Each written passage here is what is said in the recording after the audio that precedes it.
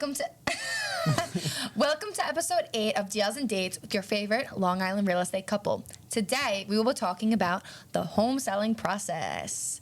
Super fun, but let's get into it.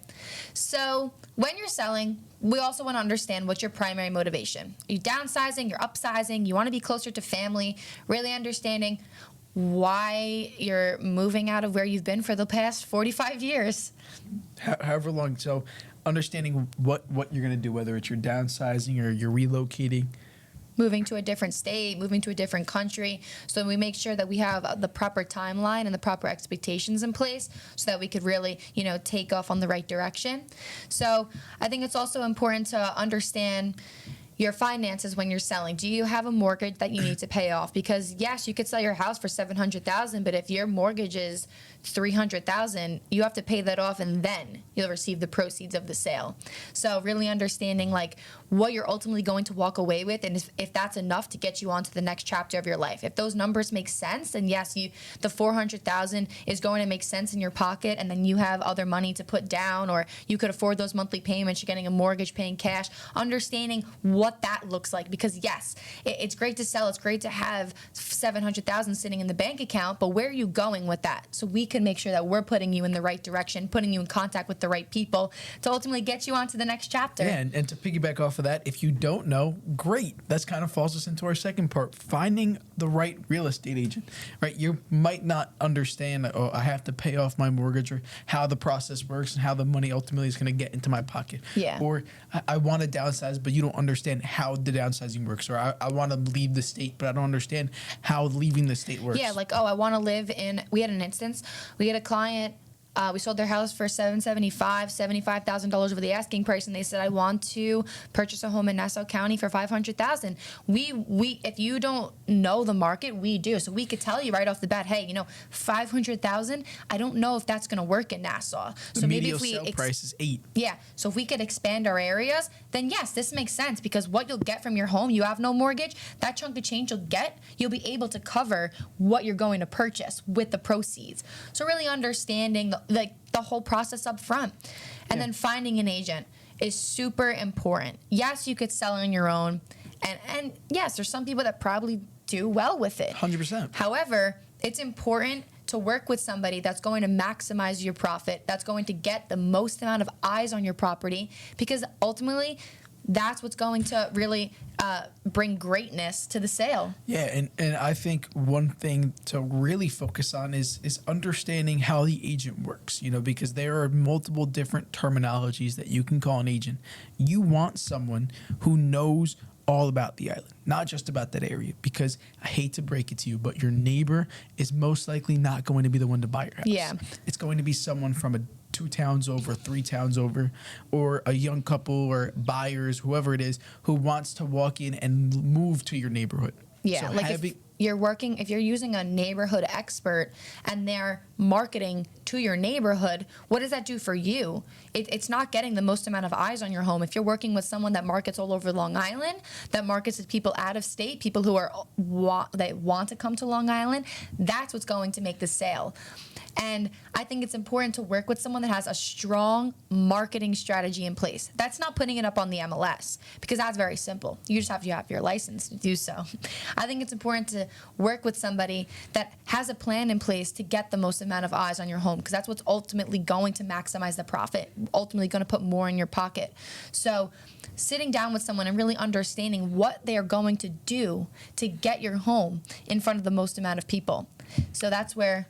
And working with someone who understands how to get your home in front of buyers. You do not want a listing agent or someone who only sells houses. They're great. They know how to put your house up on the market, but the person who's going to ultimately be bringing the money to buy your home is going to be a buyer. So you need someone who understands what buyers are looking for, how to highlight the home, and how to target it to said buyers is what's ultimately going to help you get the most money. Yeah, we were thinking about this the other day.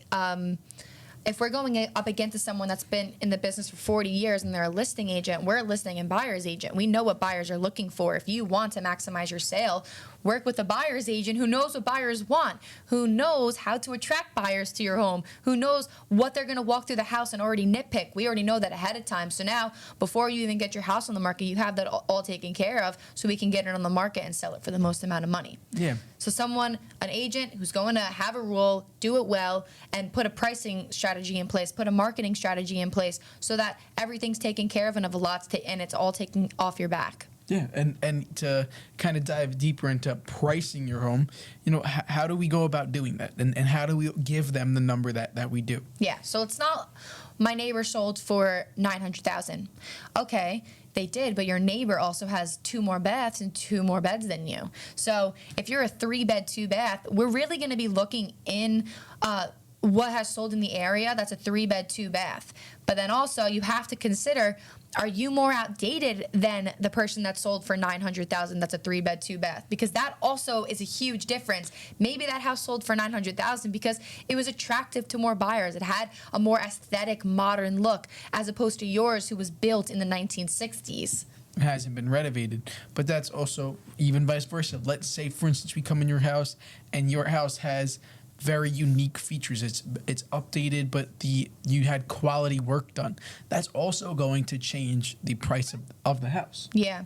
Location as well. If we know that where you're selling is a prime location and it's close to different restaurants, different shops, different eateries, now we know, okay, we could definitely get this on the market for a nice price and sell for a nice price, because we ultimately know the traffic that's going to come through the door, maximizing the sale.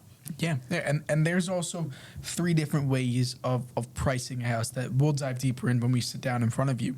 But there's underpricing, there's pricing according to the market, and then there's overpricing. And these 3 different strategies there's benefits and downfalls to each. Yeah. Quickly going over it, sometimes when you underprice a house, you might get more offers that are at the asking price than over the asking price. You know what I'm trying to say? Like, depending on the market. Depending on the market. Like, if the market's a little slower, like now, and you list your house for $699, ultimately you need to understand, like, okay, if I list it at $699 strategically, will I get $775 in my pocket, or will I get more offers that are around like $720, just because there aren't a surplus of buyers? And you don't have to know that. Yeah. We have to know that. And that's the best part about having an agent who understands the market, understands how to position it properly for buyers. Yeah. Because every market's different, right? Just like it is now in 2024, and in the summer, things are known for going above asking. So we know that we can intentionally underprice to get over. Yeah. However, when it starts to die down a bit, we start to get more towards December and the number of buyers goes down, right? And maybe we'll price it to where it flows better into the market so that we can secure a good price for you. Yeah. Like, overpricing it sometimes is a mistake, because now, let's say you don't get a surplus of buyers through the doors and it's just a couple, you're not getting too many offers, and now you're sitting on the market for 60 days. Now it raises a red flag in the buyer's head, where they're going to say, it's been on the market for 60 days, there must be something wrong with it. And that's where working with buyers is great, because we're going to tell you, listen, a lot of buyers are seeing the 60-day mark and they're saying to themselves, or their agents, I can't go through this house, there's something wrong with it, why has no one purchased it? So you're not going to get that activity that you were looking for. Or I can't pay the price that it's worth because it's been on for so long, right? Yeah. There has to be something wrong with it. I'm gonna pay less than what it is. So understanding how to price yourself having someone who understands how to price your home according to your situation is what you want. And what the condition of the home. Yeah. So now, you found a realtor, you sign, you put it on the market for a great price. What should you do before you get it on the market? Like, prepare yourself. Yeah. So that really comes into making it look great in its best light, highlighting those unique features. You need to declutter and depersonalize the space. What I mean by that is, get rid of everything. Get rid of the old laundry, the bad smells, just clean up everything little by little, and depersonalize the home, because what you like may not be what a potential buyer is going to like. Get rid of the picture frames. I know it's sad. Not throw them out. Yeah, not throw them out. Take them and put them away so that we can show the space off in its best way, right? If you have nice countertops, and I know everyone leaves stuff out on their countertops because you're using it, but put them away in the cabinets, right? Let the counter space be shown that they have a lot of room, right? If you have nice sized bedrooms, put as much away as possible, stuff as much as you can into the closets to show off the space, because one thing a buyer is going to like when they come in the house is they are going to want to feel like they're getting more than what they're paying. And they want to make sure, like a lot of buyers do say, I wonder if I could fit my king size bed in here. So make sure that the space is opened up so they can envision that king size bed, because we've heard it multiple times. And of course, everyone's house is different. The way the rooms are going to look like when they're built. So that even ties, and everything's going to continue to tying back to having the agent who understands your house and how to target it towards someone. Yeah. It's also important, like for staging, like we would take care of that. But if there's a vacant home, it's an estate sale, there's no one living there, you kind of want to make up the space with in its best light. So kind of just getting a staging crew to come in and add a modern touch or add an aesthetic look to it, so it attracts buyers to come get through the door and ultimately pay the premium for the home. And every house is going to be different. Some houses aren't going to need it. And like you said, if it's a vacant house, it might add to that. So it might make it more appealing. It might bring more buyers in and say, ooh, I like this. Mm-hmm. He's just saying what I'm saying in a different way. I'm just better.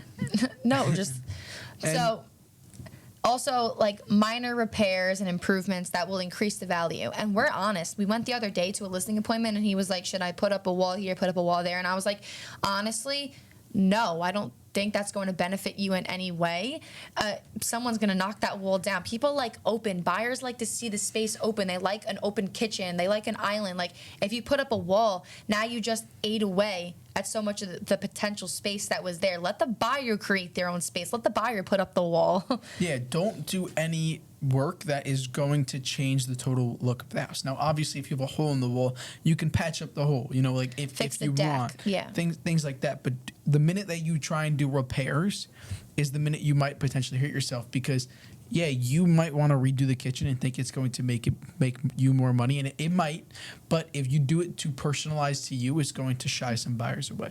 Yeah. And then, so it's on the market. How are we going to bring the most amount of buyers to the door? Like what's our marketing strategy? So first and foremost, professional photography, showing the home office in its best light, getting those twilight photos. So when people are scrolling on Zillow, they're ultimately going to look at your house. If you saw a night sky and lights and everything, that just makes people stop and stare. And then also some virtual tours and getting on TikTok, getting on Instagram. It might sound silly, but listen, if you're in the older generation, understand that social media is powerful and it's going to attract if there's 900, a million people that are viewing our posts, and maybe those 900 people aren't the one buying it, but maybe their neighbor, their mom, their dad, their friend would buy it, and they'll send it and share it, and your house will be everywhere to get the most amount of people through the door, ultimately getting you the most amount of money. Yeah. Using commercials. So we'll come in, we'll do a commercial showing off the house in a professional way. Yeah. Right. So people have the ability to reflect you, giving your house its own website for people to be able to scan the QR code on the sign in front of it and see all the information about your house to determine if this is something that they want to see or not. Yeah, holding an open house and making it inviting, getting those signs, getting balloons, showing it off in its best light, and really having us there to represent you and make sure that the buyers love it just as much as you do, and show off those unique features and really what makes it a home and why it's worth that premium. So holding open houses really attracts a bunch of different buyers to the door, and ultimately when more buyers are there, it makes them see, okay, I need to pay more for this house. If there's 40 people standing outside, I know it's going to go over asking. Yep. And then so the importance of curb appeal and first impressions. So getting the house power washed and, cutting the grass and making sure that there's flowers outside or something just to catch the eye, because people are going to pull up to the driveway and envision themselves, okay, could I get home from work every day and walk to the door? Can I show up to this house every day and feel comfortable coming home, and the neighborhood and what it looks like? So making sure that the curb appeal really stands out. Yeah. And understanding that even ties us coming as we come further. After we have the open house, after we have showings in the house, we're going to start having offers and knowing how to vet the offers to you. You know, it's going to consist of purchase price, terms, capability, the agent's capability, how they worded it, how the offer came in, who they're pre-approved through. There's so much that gets involved in understanding if it's a strong deal or not. And that's where we come in. We are going to take care of ensuring that the deal is strong, that it's a good price, it's good terms, and ultimately it's going to go through. Because regardless if someone offers $50,000 or $75,000 over the asking price, it doesn't matter unless it's actually going to go through, unless you're actually going to get that money in your pocket. If they submit an offer that's, like you said, way above the asking price, but their agent didn't even send their pre-approval, yeah, you might be excited just because you heard the price, but is that going to go through? And if their closing period is 90 days and you need to be out in 45, we need to make sure that we have a buyer that's lenient to your terms and that can give you a 45-day close. So terms really do play a super important part when vetting these offers. But also negotiating with the buyers, having us on the back end being able to negotiate on your behalf. And let's say, like I said, their terms are not to your liking. We go back and we negotiate those terms to make sure that everything that is put forward is in your best interest. Yeah. You're good. You got it on point. Hit the nail on the head. But also being flexible with negotiations where if they can't come up in price, $10,000, it's going to suck. However, we want to make sure that you're still going to get a deal that's going to go through. Like he kept saying, like if they can't go up that 10,000 and you're like, oh, it sucks. However, it can go through and the terms are all to your liking, then we're ultimately going to, say maybe that 10,000 isn't worth it because we know this buyer is serious and they're qualified. Yeah, and it also depends on your situation. How many do you have? 7+ offers, or is it one? Has your house been on the market for a day? Has it been on for a year? Weighing out your situation and being able to guide you through that is ultimately what you're looking for. And then when you accept that offer, it's kind of in the buyer's hands to move forward with their decision. They're going to have the inspection, they're going to have the appraisal, and you're kind of just going to sit back and get a little bit of feedback from us, and we'll let you know what's going on and if they're looking to negotiate any repairs. If you're a seller, you don't really need to entertain negotiations after an inspection. However, it is beneficial because if you have a qualified buyer on the table, you don't want to lose them for something super silly. But that's where, making sure that everything is squared away ahead of time is super important, because if you got a pre-listing inspection or you made these minor repairs that you knew were going to pop up, now you took care of them ahead of time, so the buyer is ultimately going to pay more for the home, pay the premium, and now you don't have to overcome any of these little hiccups that should come away. Yeah, great point. And everyone's offer is going to look different, and that's where vetting the offers comes in, because if someone's buying the house entirely cash, they're not getting an appraisal. Or let's say someone's purchasing the with a mortgage. What? I don't know. Let's say someone's purchasing it with a mortgage, and now they waive some of these contingencies. We want you to understand what that means, how it benefits you or how it hurts you, and then help you make that decision. Definitely. And then Closing costs. You have your attorney to pay. You have the title. Yep, you have the title insurance. Yeah. You have your attorney. You potentially have your mortgage payoff.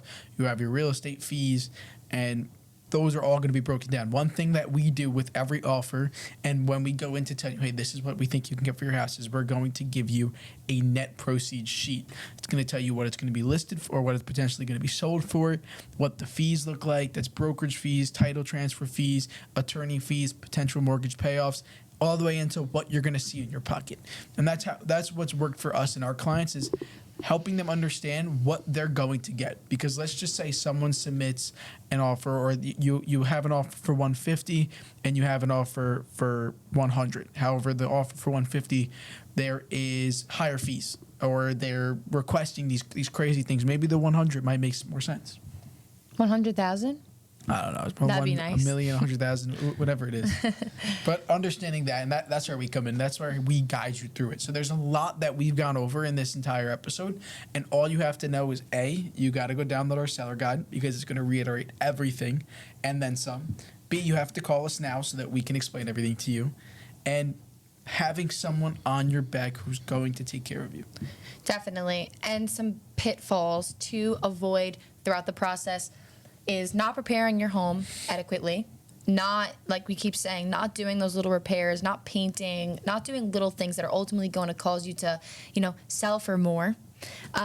Ignoring the market conditions. So really, that's where we come in again, but understanding the market and not looking to overprice your home because it could hurt you, or not looking to underprice your home if that hurts you based off what the market's looking like. So being open-minded and not being so set on price, but like trusting the guidance and having us tell you ultimately what you can get for it and how we're going to look to get more with our marketing strategy that's put in place.